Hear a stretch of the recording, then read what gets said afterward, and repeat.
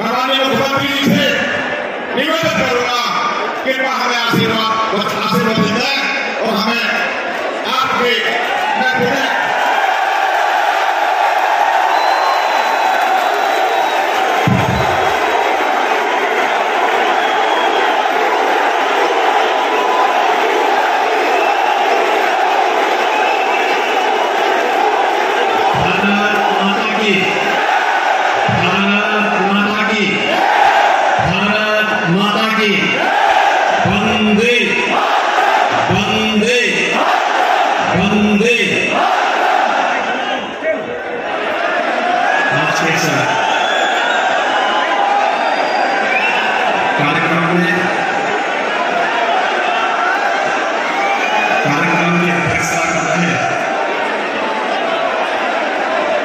लोकप्रिय सांसद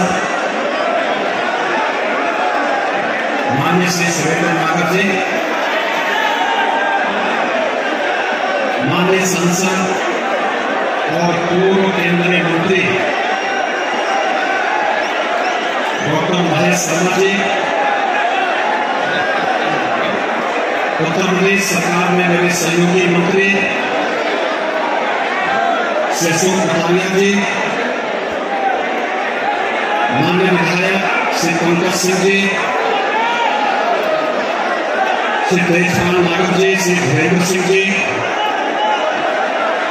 भारतीय जनता पार्टी के क्षेत्रीय अध्यक्ष श्री मोहित बेनीवाल जी, गुजरात विद्या सभा भादरी के अध्यक्ष सम्मानित श्री राधारमण भाटी जी, भारतीय जनता पार्टी के जिला के अध्यक्ष श्री विजय भाटी जी, माननीय सांसद प्रदीप चौधरी जी, प्रदेश उपाध्यक्ष श्री सत्यपाल सिंह जी, प्रदेश मंत्री डॉक्टर चंद्रमोहन जी, माननीय विधायक श्री नंदकिशोर गुर्जर जी, राम सकल गुर्जर जी, हरीश कुमार सिंह जी, तेजा गुर्जर जी, उत्तराखंड से विधायक डॉक्टर भनु सिंह चैंपियन जी, पूर्व मंत्री वीरेंद्र सिंह जी, श्रीमती मृगांका सिंह जी, जिला पंचायत अध्यक्ष अमित चौधरी जी, चेयरमैन नागरी गीता पंडित जी, और भारी उत्साह के साथ यहाँ पर एकत्र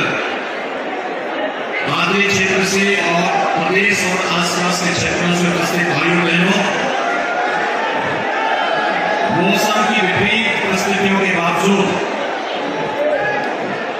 आप यहाँ पर एकत्र होकर के 9वीं सदी के एक महान धर्म रक्षक, जिन्होंने उस कालखंड में विदेशी आक्रामकों के छक्के छुड़ा दिए थे, ऐसे महान धर्म रक्षक सम्राट मिहिर भोज की इस प्रतिमा की भव्य उद्घाटन कार्यक्रम में आप सब इस उत्साह के साथ एकत्र हुए हैं। मैं सबसे पहले महाराज मिहिर भोज जी को कोटि कोटि नमन करते हुए आप सबका हृदय से अभिनंदन करता हूं, स्वागत करता हूं। भाइयों बहनों,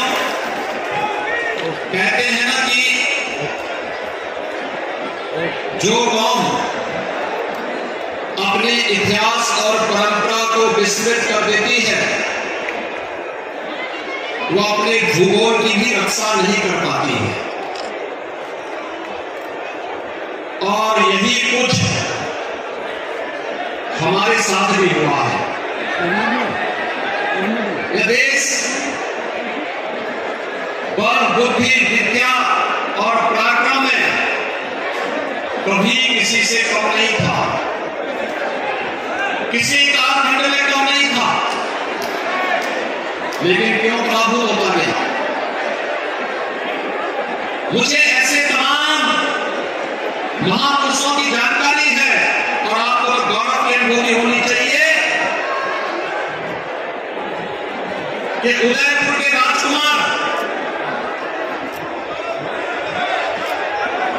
महाराज उदय सिंह की रक्षा करने के लिए पन्ना भाई ने उस कालखंड में जो बलिदान दिया था,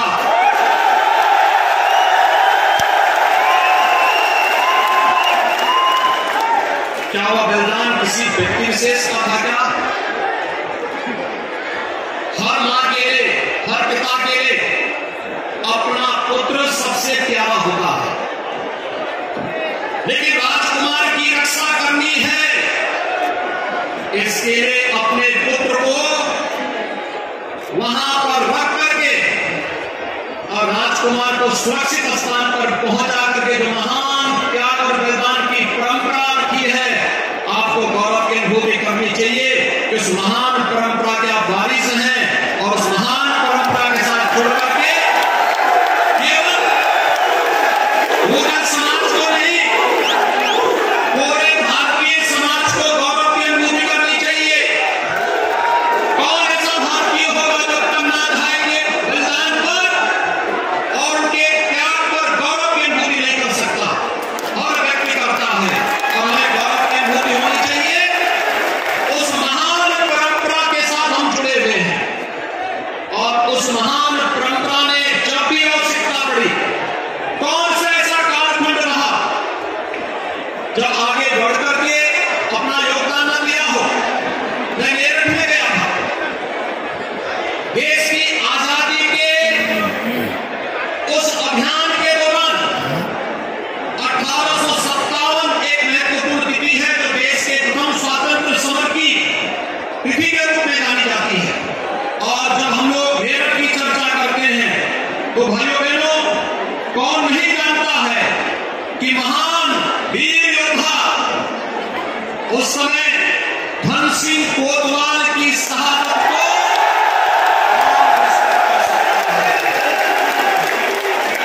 मैंने धन सिंह कोतवाल की चर्चा इसलिए की या मैं बुलंदशहर के इस क्षेत्र में जुड़े हुए उन महान योद्धाओं को जिन्होंने देश की स्वाधीनता के लिए अपना सर्वस्व न्यौछावर करने में कोई भी कोताही नहीं की और उसमें राव उमरा सिंह और रोशन सिंह जैसे क्रांतिकारियों को कौन विस्मृत कर सकता है? याद करिए, आप लोग देश की आजादी के अमृत महोत्सव वर्ष में प्रवेश किए हैं। देश के यशस्वी प्रधानमंत्री श्री नरेंद्र मोदी जी ने अमृत महोत्सव का शुभारंभ करते हुए इस बारे में उल्लेख किया था कि हमें उन सभी महापुरुषों को जिनके कारण हमने इतिहास के ज्ञान और अज्ञात महापुरुषों को इतिहास में लीपापोती करके या गिने हुए कारणों से विस्मृत करने का प्रयास हुआ है, एक बार वर्तमान पीढ़ी के सामने उनके नाम को फिर से स्मरणीय तरीके से, सम्मानजनक तरीके से प्रस्तुत किए जाने की आवश्यकता है। और आज इसीलिए मैं आपका भी आह्वान करूंगा, याद करना, चाहे वह धन सिंह कोतवाल का बलिदान रहा हो, राव उमरा सिंह या रोशन सिंह का बलिदान रहा हो, या किसी जाति के लिए नहीं, किसी गांव के लिए नहीं, किसी क्षेत्र के लिए नहीं, यह भारत की स्वाधीनता से, भारत की स्वाधीनता की रक्षा करने के लिए, भारत को स्वाधीन कराने के लिए बलिदान हुआ। और इसीलिए महापुरुषों को याद करना कि कभी भी हमें महापुरुषों को जातीय सीमाओं में कैद करने की बजाय राष्ट्र नायक के रूप में प्रस्तुत करना चाहिए, क्योंकि उन्होंने राष्ट्र के लिए अपना बलिदान दिया है, व्यक्ति के लिए नहीं, परिवार के लिए नहीं, पूरे देश के लिए बलिदान दिया है। और देश के लिए बलिदान आज की सबसे बड़ी आवश्यकता है। भाइयों बहनों, आपने पिछले कुछ दिनों में अंतर्राष्ट्रीय स्तर की कुछ घटनाओं को देखा होगा। याद करिए, जिस महापुरुष की मूर्ति के लोकार्पण कार्यक्रम में हम एकत्र हुए हैं, उस महापुरुष ने कभी उस क्षेत्र में अपने आप को प्रतिष्ठापित किया था और वह क्षेत्र है काबुल। अभी काबुल में आपने देखा होगा तालिबान के लड़ाकों ने कब्जा कर लिया। कैसा अत्याचार वहां हो रहा है, अपनी जान बचा करके कैसे वहां पर रह रहे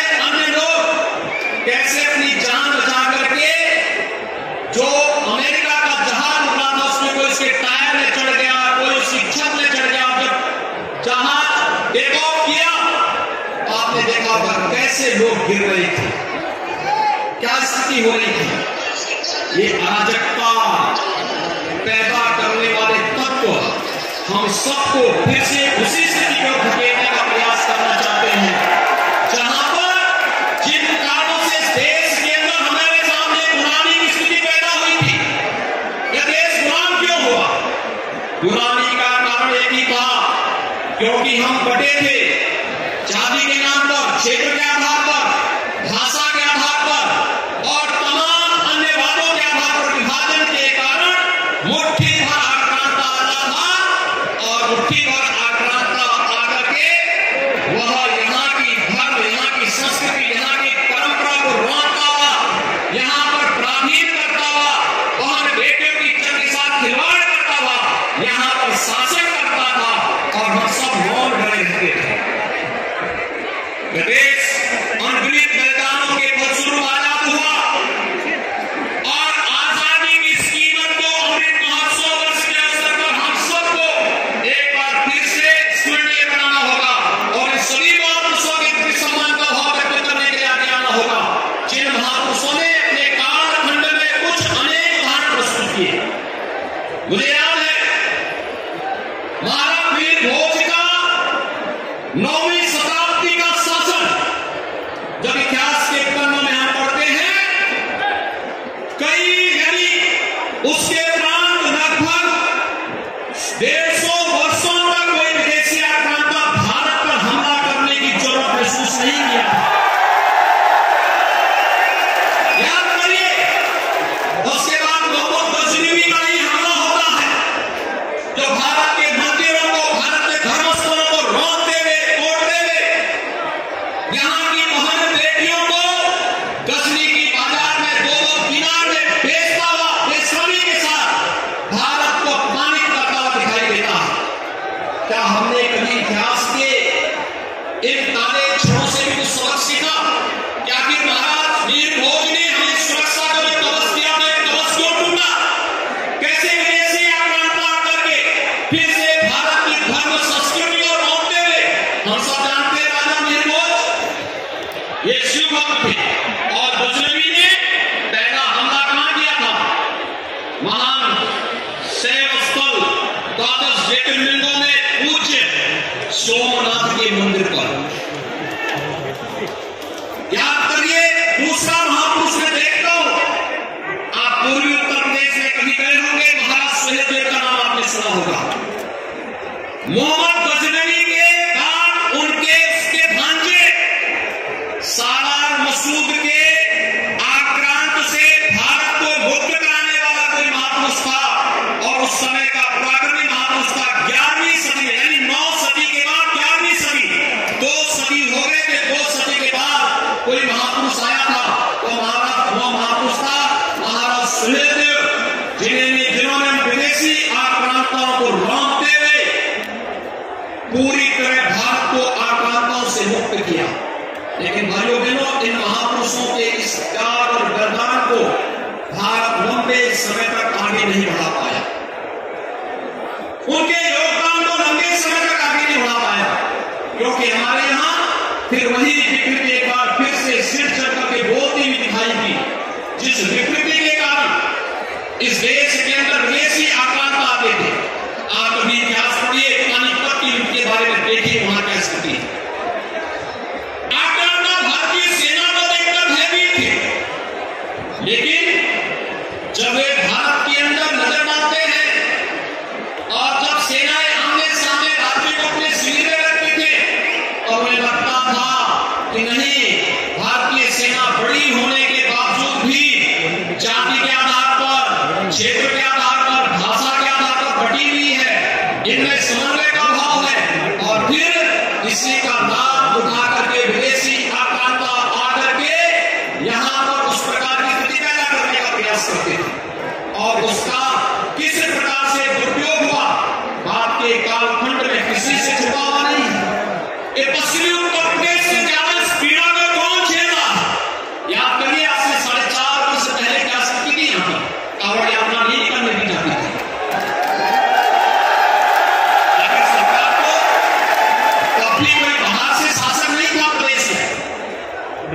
चेहरे सब आप ही के बीच के थे, लेकिन कांवड़ यात्रा नहीं करने दी जाती थी, दुर्गा पूजा नहीं करने दी जाती थी, कोई भी पर्व और त्योहार नहीं मनाने दे जाते थे। अभी आपने देखा होगा 5 अगस्त 2020 को अयोध्या में भगवान राम के भव्य मंदिर निर्माण की आधारशिला प्रधानमंत्री मोदी की रखी। क्या 1947 के बाद प्रदेश में और देश के अंदर सरकार ही नहीं बनी थी क्या, कि वर्षों से 500 वर्षों से चली आ रही समस्या का समाधान कर सके? लेकिन समाधान के लिए इच्छा शक्ति का अभाव होगा तो समाधान होगा। समाधान के लिए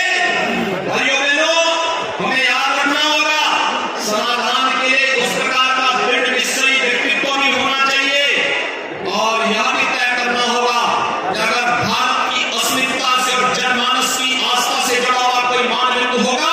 हमें उसे सम्मान देना ही है। भले वोट बैंक की राजनीति कुछ भी कहती हो, उससे ऊपर उठ करके जब कार्य होता है तब इस प्रकार के परिणाम आते हैं। आप बता सकते हैं अयोध्या में आ जाइए, आप वहां पर केवल और केवल आपको देखने को मिलेगा भगवान श्री राम का भव्य मंदिर के निर्माण का कार्य किस भव्यता के साथ आगे हो रहा है। क्या हर भारतवासी को इसमें गौरव की अनुभूति नहीं होनी चाहिए? हर भारतीय इसको गौरव की अनुभूति करता है और यही कहने के लिए अपने आपके बीच आया हूं। और इतिहास की गलतियों से सबक सीखे और अमृत महोत्सव वर्ष के अवसर पर खासतौर पर हम इस प्रकार की स्थिति पैदा करें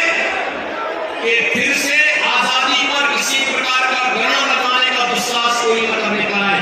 अन्यथा पश्चिम उत्तर प्रदेश में क्या स्थिति थी 2014 के लोकसभा चुनाव के दौरान जब हम लोग पश्चिम उत्तर प्रदेश में आते थे, किसी कार्यकर्ता के घर में जाते थे तो माताएं और बहनें एक शिकायत करती थी, क्या हम अपनी बेटियों को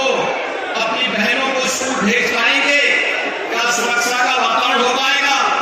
इलीगल स्लॉटरी के माध्यम से जिस प्रकार से भैंसा काटी और मुझे याद है सुरेंद्र नागर जी मेरे साथ सांसद है, एक डेयरी भी चलाते हैं। उन्होंने कहा डेयरी के लिए मुझे और भी जगह कुछ ढूंढना है। मैंने कहा कैसे? उन्होंने कहा पश्चिमी उत्तर प्रदेश में सभी गौवंश से अवैध पूजाखानों के हवाले चले गए हैं और इसको रोकने के लिए हमने कहा इंतजार करिए, भारतीय जनता पार्टी को आने दीजिए, अवैध पूजाखाने बंद होंगे और भाइयों बहनों हम लोग आए थे, हम लोगों ने आने के बाद अपना पहला काम यही किया, अवैध पूजाखाने बंद हो और दूसरा बाहर बेटियों की सुरक्षा की पुख्ता व्यवस्था हो।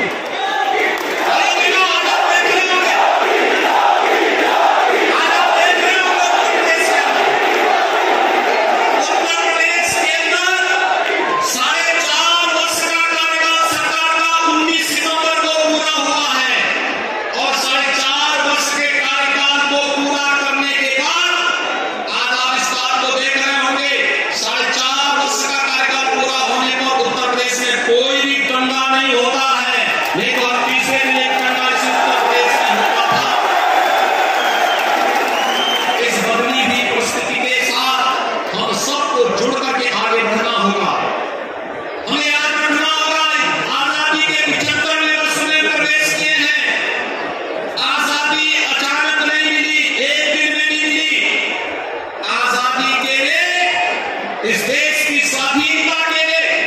अनगिनत बलिदान हुए। कहीं धन सिंह कोलवाल जैसे महापराक्रमियों ने, कहीं पर राव अमराज सिंह जैसे क्रांतिकारियों ने, कहीं पर रोशन सिंह जैसे क्रांतिकारियों ने जब अपना बलिदान दिया तब धीरे धीरे करके देश की आजादी पर जमी हुई बात बिगड़ती गई और 15 अगस्त 1947 को देश तमाम प्राधीनताओं की जंजीरों को तोड़ते हुए स्वतंत्रता का आगाज किया है। आज हम एकत्र हुए इतनी बड़ी संख्या में एकत्र हुए हैं। यहां पर आपके माननीय सांसद लोग उपस्थित हैं, माननीय विधायक लोग उपस्थित हैं, पूरा समुदाय एकत्र है। ये सभी लोग एकत्र हैं, इस विश्वास के साथ एकत्र हैं कि हम लोग अपने आन मान और शान की रक्षा करने के लिए जब भी आवश्यकता पड़ेगी कदम से कदम मिला करके चलेंगे और इसीलिए राष्ट्रीय सरकार